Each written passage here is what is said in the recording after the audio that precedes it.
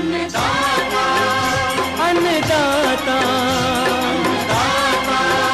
अन्नदाता, नीत तुम्हारा अन्नदाता, पग पग पर है संग तुम्हारे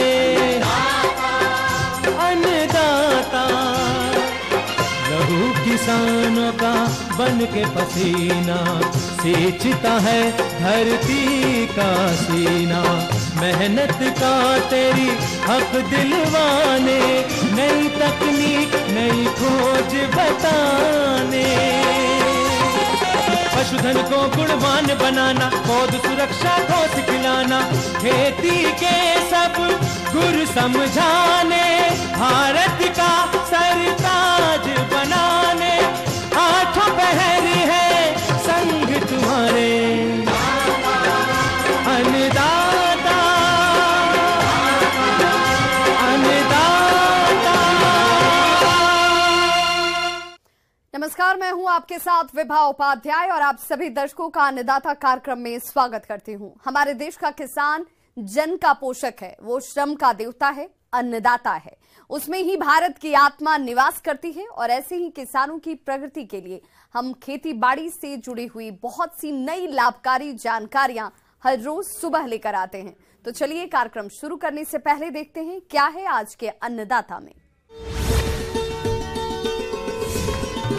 भिंडी फसल की बुआई पर किसान का अनुभव।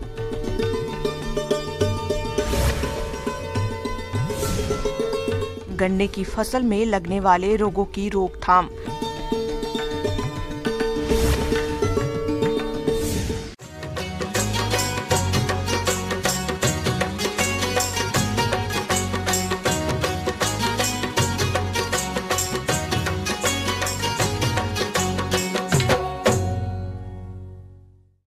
किसान भाइयों, इस समय भिंडी की खेती एक अच्छा विकल्प है क्योंकि गर्मियों में भिंडी की खेती से अच्छा मुनाफा मिल जाता है। इसी लाभ को देखते हुए ग्राम खंजरी कला जिला भोपाल के प्रगतिशील किसान कृपाल सिंह राजपूत भिंडी की खेती कर रहे हैं। तो आइए मिलते हैं इनसे और जानते हैं इनके अनुभवों के बारे में।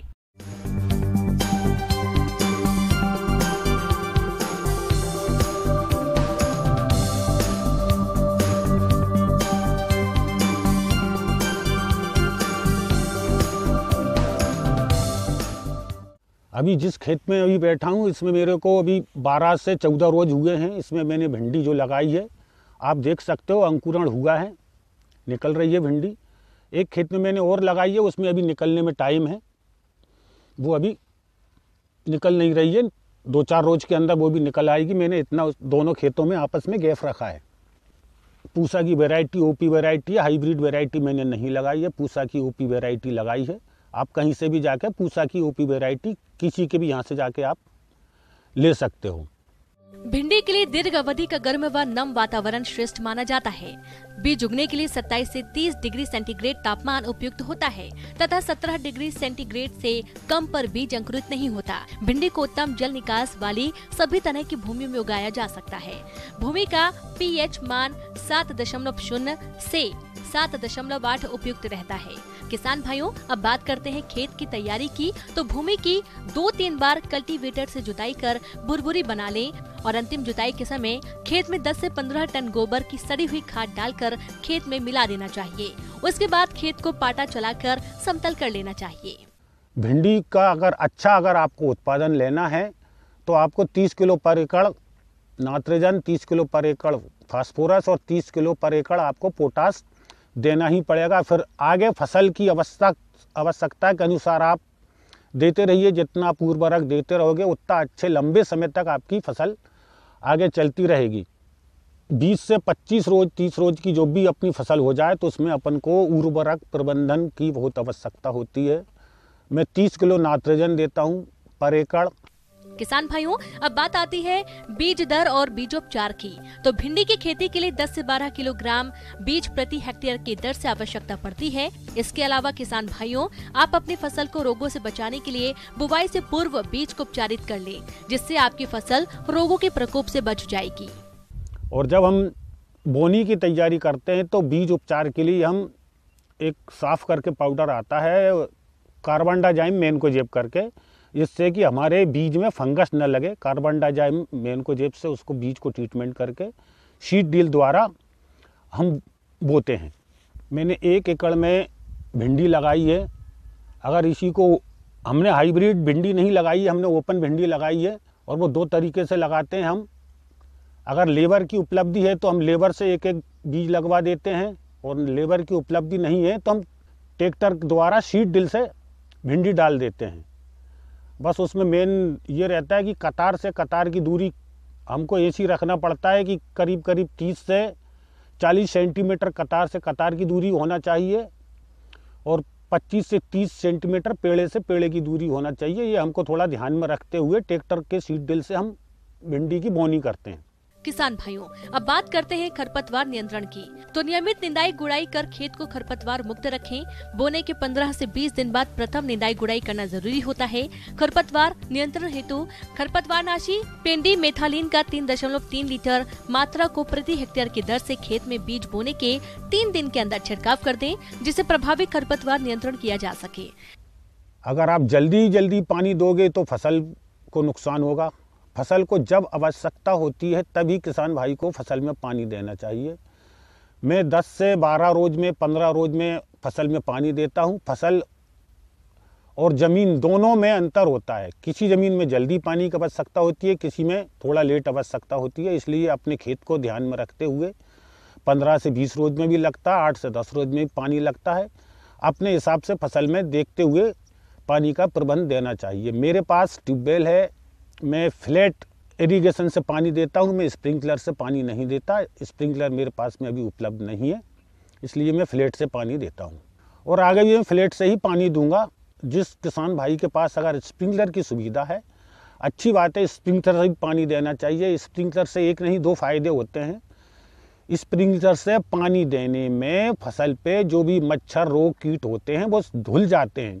सफ़ेद मच्छर आता है, एक हरा मच्छर आता है जो भिंडी को वायरस रोग जैसा कुछ होता है, पीले कलर का, नहीं उसमें रोग आ जाता है भिंडी में। इसके लिए हम इमिडाक्लोप्राइड करके एक दवाई आती है, हम उसको डालते हैं। इससे मच्छर का नियंत्रण हो जाता है। 20 से 25 रोज की फसल होने पे मच्छर और इल्ली का अटैक आता है। इल्ली पत्ते को भी खाती है, फूल को भी खाती है, फल को भी खाती है। वो फल छेदक बोलते हैं। फल छेदक के लिए हमको स्टार्टिंग तो हम पेस्टिसाइड का यूज नहीं करते हैं, नीम तेल का यूज करते हैं। 1 ml से 5 ml पर लीटर के हिसाब से हम नीम तेल का यूज करते हैं, उसी से कंट्रोल हो जाती है। अगर उससे कंट्रोल नहीं होती है तो हम पेस्टिसाइडों का यूज करते हैं तना छेदक इल्ली के लिए। भिंडी में जो इल्ली के लिए हम एक दवाई आती है एंडोफास्ट, 1 ml प्रति लीटर पानी के हिसाब से हम दवाई डालते हैं। इससे इल्ली का नियंत्रण हो जाता है।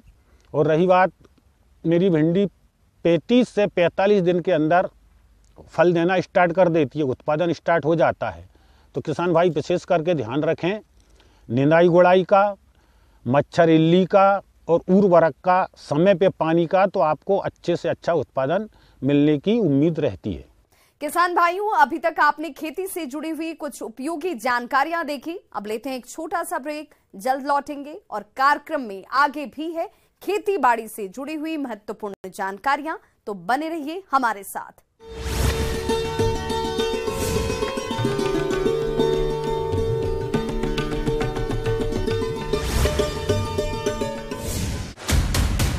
हर शाम म्यूजिक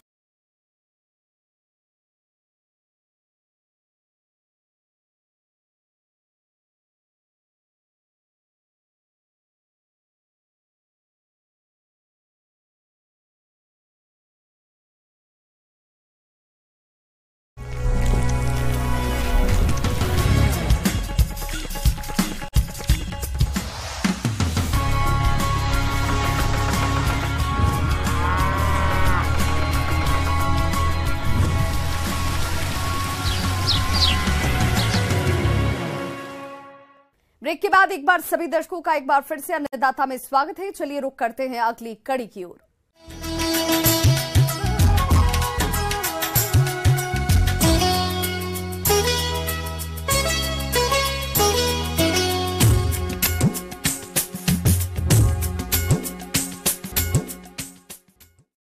प्रदेश के कुछ किसानों ने शरदकालीन गन्ने की बुआई कर दी है और कुछ आने वाले समय में बसंतकालीन गन्ने की बुआई करेंगे।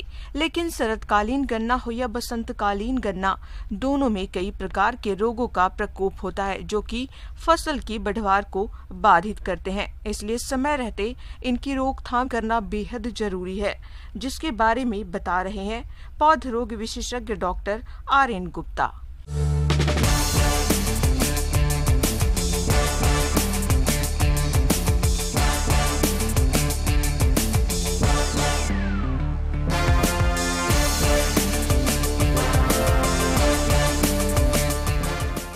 जैसा कि आप जानते हैं कि गन्ना एक महत्वपूर्ण व्यावसायिक फसल है और यह एक लंबी अवधि वाली फसल है। इसमें इसकी जो अवधि है वो करीब करीब साल भर इसमें लग जाते हैं तैयार होने में। तो इन दौरान अनेक प्रकार का जो है बीमारियों का सामना करना पड़ता है। गन्ना नकद आमदनी देने वाली फसल है, जिसकी बुआई कर देने के बाद देख रेख में ना तो अधिक खर्च आता है और ना ही अधिक मेहनत करनी पड़ती है। लेकिन इस फसल में अगर रोग लग जाएं, तो भारी नुकसान हो जाता है, क्योंकि रोगों के लगने के बाद खड़ी फसल में दवाओं के प्रयोग में बड़ी कठिनाई आती है और रोगों का नियंत्रण भी ठीक से नहीं हो पाता है। इसलिए बुआई के समय ही रोगों का समाधान कर लें। आइए रोगों के बारे में पहले जान लेते हैं। तो सबसे पहले मैं लाल सड़न रोग की बात करता हूँ। इसको रेड रॉट डिजीज कहते हैं। यह एक फफूंद जनित रोग है। ये क्लोट्रोटाइकम फाल्केटम के द्वारा होता है। गन्ने का कैंसर भी कहा जाता है। तो इससे प्रायः प्रतिवर्ष 20% के आसपास इससे नुकसान पहुंचता है।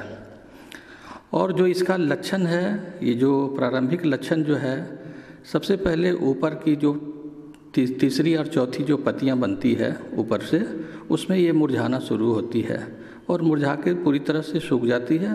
कालांतर में ऊपरी के जितनी भी भाग है सारी पत्तियां वो सूख जाती है और जो तना है उसका रंग भी फीका पड़ने लगता है।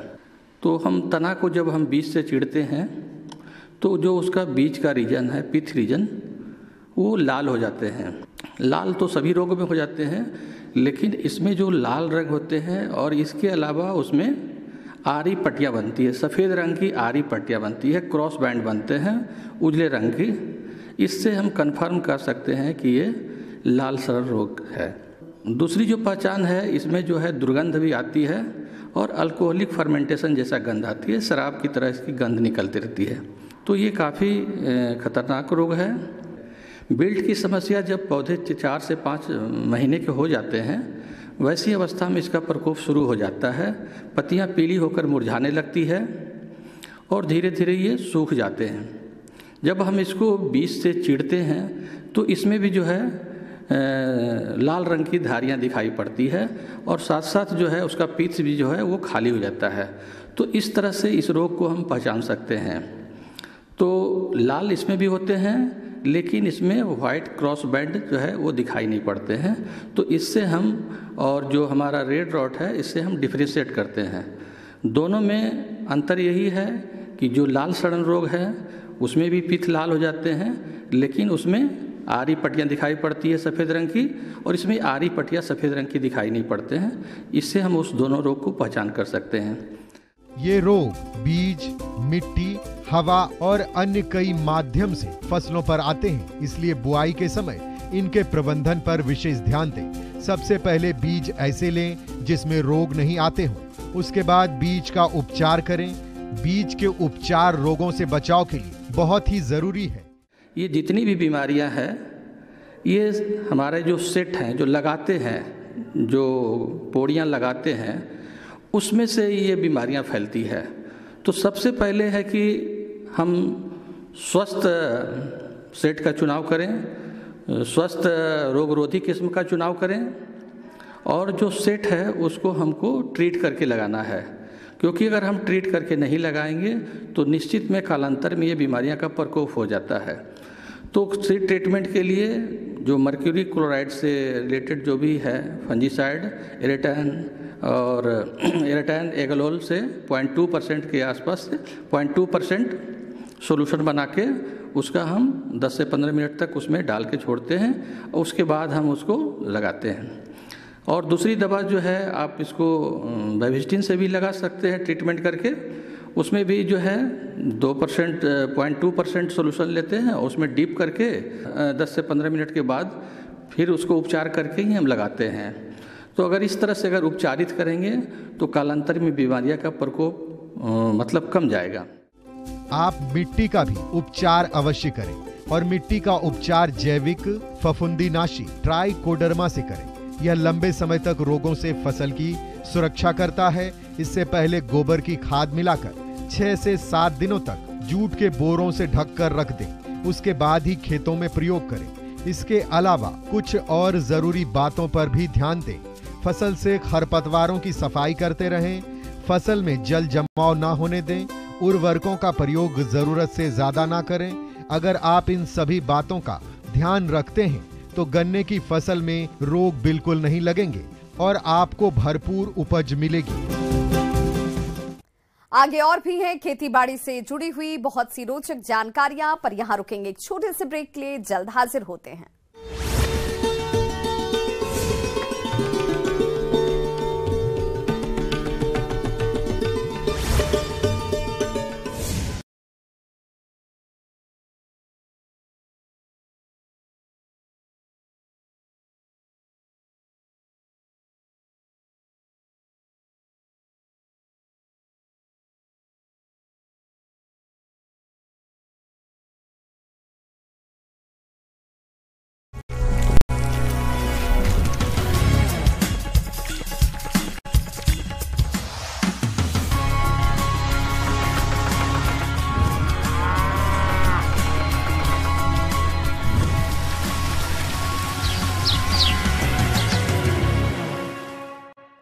ब्रेक के बाद एक बार फिर से आप सभी दर्शकों का अन्नदाता कार्यक्रम में स्वागत है। बढ़ते हैं अपनी अगली प्रस्तुति की ओर।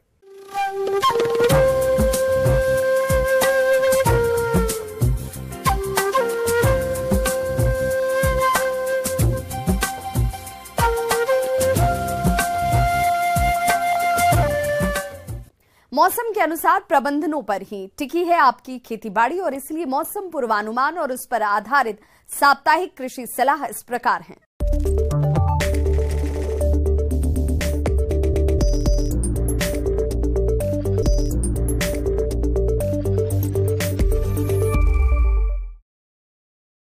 ग्रामीण कृषि मौसम सेवा, भारत मौसम विज्ञान विभाग, इंदिरा गांधी कृषि विश्वविद्यालय रायपुर द्वारा भेजे गए मौसम पूर्वानुमान रिपोर्ट के आधार पर जिला कोरिया और इससे लगे जिलों के किसान भाइयों को सलाह दी जाती है कि इन क्षेत्रों में आने वाले दिनों में आसमान साफ एवं आमतौर पर मौसम शुष्क रहने का अनुमान है।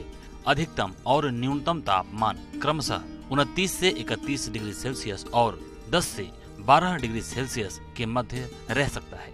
आने वाले दिनों में हवा की गति लगभग 3 से 6 किलोमीटर प्रति घंटा रह सकती है। ऐसे में इन क्षेत्रों के किसान भाइयों को सलाह दी जाती है कि मृदा में पर्याप्त नमी को देखते हुए किसान भाइयों को सलाह दी जाती है कि ग्रीष्मकालीन फसलों को लगाने के लिए खेतों की जुताई करें। गेहूं की फसल बालियां निकलने की अवस्था में है, अतः जो किसान भाई बीज उत्पादन करना चाहते हैं वे विजातीय पौधों को निकालकर खेत से अलग करें। गेहूं की फसल में विभिन्न क्रांतिक अवस्थाओं में आप जरूरत के हिसाब से सिंचाई करें और सिंचाई के बाद शेष बची हुई यूरिया का छिड़काव अवश्य करें। यूरिया का छिड़काव करते समय इस बात का ध्यान रखें कि पत्तियों पर पानी न हो। किसान भाई आप अपनी गेहूं की फसल में चूहों की रोकथाम के लिए जिंक फास्फाइड दवा को कोई भी खाद्य पदार्थ में अच्छी तरह से मिला लें और इसे आप खेतों में जहां पर चूहे आते हों वहां डाल दें और 3 से 4 दिनों तक पानी न दें। विष युक्त दवा खाकर चूहों को प्यास लगती है। ऐसी अवस्था हो कि सरलता से पानी उपलब्ध नहीं हो सके। चने की फसल फूल आने से लेकर फली बनने की अवस्था में है। फली बनने के समय फली छेदक कीट के आक्रमण की अधिक संभावना रहती है, अतः किसानों को सलाह दी जाती है कि फसल की निगरानी करते रहें और यदि कीट दिखाई दे तो इसके नियंत्रण के लिए इंडोक्साकार्ब 14.5 SC की 12 से 15 ml मात्रा प्रति पंप की दर से स्प्रे करें।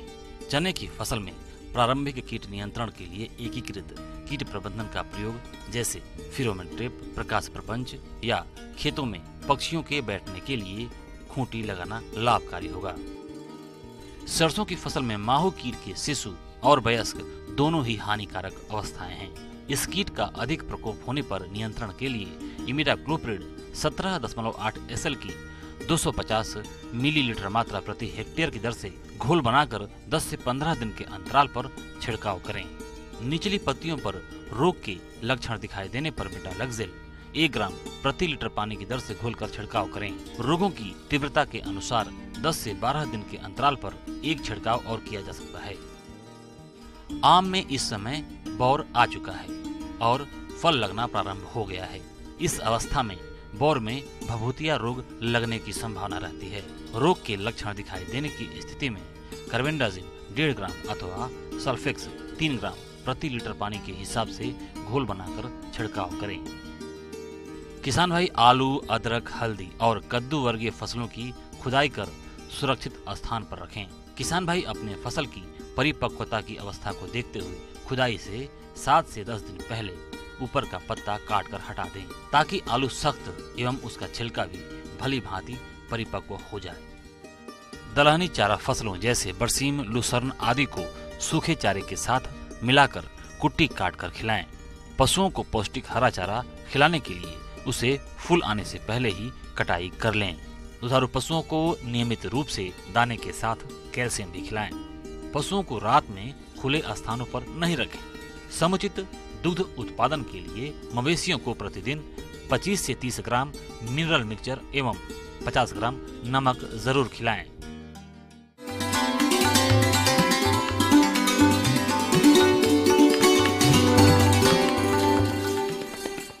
अन्नदाता हेल्पलाइन निःशुल्क फोन संपर्क सेवा के माध्यम से आपके द्वारा पूछे गए प्रश्नों में से एक या दो महत्वपूर्ण प्रश्न को हम अपने कार्यक्रम में शामिल करते हैं और इसी के तहत आज किसान का सवाल और उनका जवाब इस प्रकार से है।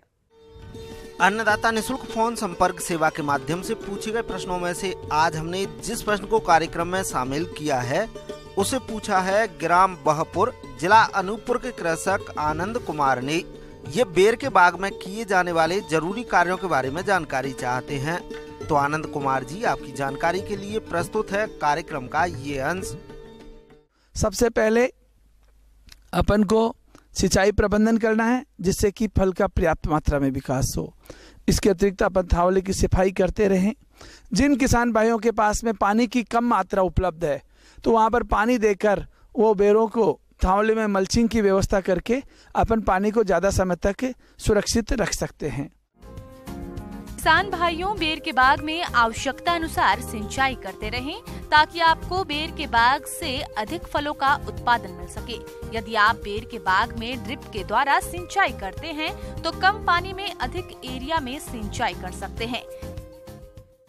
दूसरा, सूक्ष्म तत्वों का छिड़काव करना है जिससे कि उनकी साइज हो, फल का गिरन रुका जा सके। इस समय अगर बेरों के फल पर अपन सूक्ष्म तत्वों के घोल का छिड़काव करते हैं तो बेरों में साइज भी अच्छी आती है और चमक भी बनी रहती है। सूक्ष्म तत्वों के घोल का अपन छिड़काव करें। किसान भाइयों, बेर के बाग में कीट रोगों का प्रकोप भी रहता है जिनका यदि समय रहते नियंत्रण न किया गया तो आपको भारी नुकसान झेलना पड़ सकता है। तो इस नुकसान को देखते हुए ये जरूरी हो जाता है कि आप बेर के बाग में समय रहते कीट रोगों का नियंत्रण करें। जैसा कि आप जानते हो कि जब सर्दी में पड़ती है, जब बादल का सा मौसम हो जाता है तो बेरों में छाछा होने की संभावना बहुत अधिक बनी रहती है, जिसके कारण से बेर के फल पर, पत्तियों पर, तने पर सफेद सफेद पाउडर जम जाता है। क्योंकि छाछा रोग से प्रभावित फलों पर धब्बे हो जाते हैं और वो खुरदरे हो जाते हैं और जो हमारे गुणवत्ता में और साथ ही किसानों को फिर उचित मात्रा में दाम भी नहीं मिल पाते हैं और हाथ लगाने पर आपको बिल्कुल पाउडर जैसा लगेगा, जिससे कि बेरों की फलों की गुणवत्ता खराब हो जाती है। तो किसान भाइयों, इससे पहले कि छाछा की आपको जैसे ही सिम्टम लक्षण नजर आए तो उस समय अपन सल्फेक्स 80 परसेंट WP को 2 ग्राम प्रति लीटर के हिसाब से अगर अपन इसमें छिड़काव करते हैं तो निश्चित रूप से अपन बेरों में होने वाले छाछा रोग पर नियंत्रण कर सकते हैं। इसके अतिरिक्त केराथिन 1 ml प्रति लीटर का छिड़काव भी अपन कर सकते हैं। तो जब बदल होते हैं, छाछा होने की संभावना होती है, तो महीने में एक बार इसका अगर अपन छिड़काव कर देंगे तो आप बेरों की गुणवत्ता बनाए रखोगे। इसके अतिरिक्त एक और जो समस्या आती है वो होती है फल मक्खी, क्योंकि अगर इस समय फल मक्खी आएगी वो बेरों के फल पर अपना अंडा दे के चली जाएगी। उसमें से जो लार्वा जो फर्स्ट स्टार का निकलेगा वो इसके अंदर प्रवेश कर जाता है। फिर उसके बाद में बेर खराब हो जाते हैं, जिसको अपन काने बोलते हैं, जिसकी मार्केट में कोई भी वैल्यू नहीं रहती है।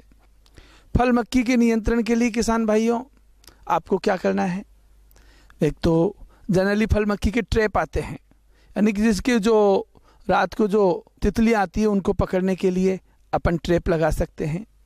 दूसरा, अपन इस पर मेलाथियोन का छिड़काव भी कर सकते हैं। तीसरा, अपन जब मेलाथियोन का छिड़काव तो जैसे गुड़ के पानी के घोल में बनाकर अपन उनको आकर्षित भी कर सकते हैं। जैसा कि राज्य में सर्दी का दौर जारी है, ऐसे में पाला पड़ने की संभावना भी बनी रहती है और यदि पाला पड़ जाए तो किसानों को भारी नुकसान हो सकता है। तो बेर के बाग को पाले से बचाने के लिए पाला पड़ने की संभावना को देखते हुए रात को धुआं करें, बाग में हल्की सिंचाई करें ताकि वातावरण का तापमान नहीं गिर पाए। इसके अलावा बेर के बाग में आप 1% गंधक के अम्ल का पर्णीय छिड़काव करें।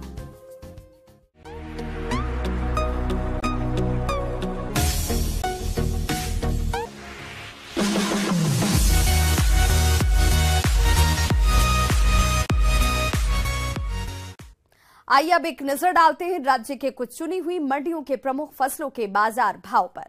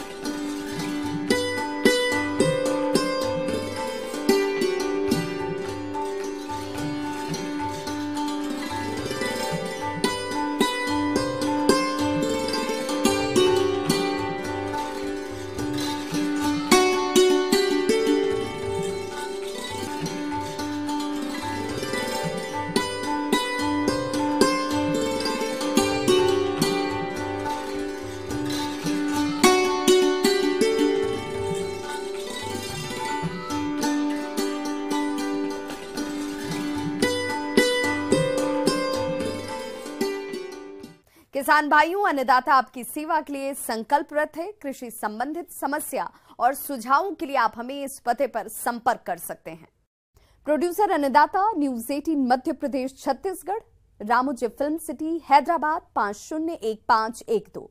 साथ ही आप हमें ईमेल भी कर सकते हैं। हमारा ईमेल एड्रेस है p18annadatamp@nw18.com।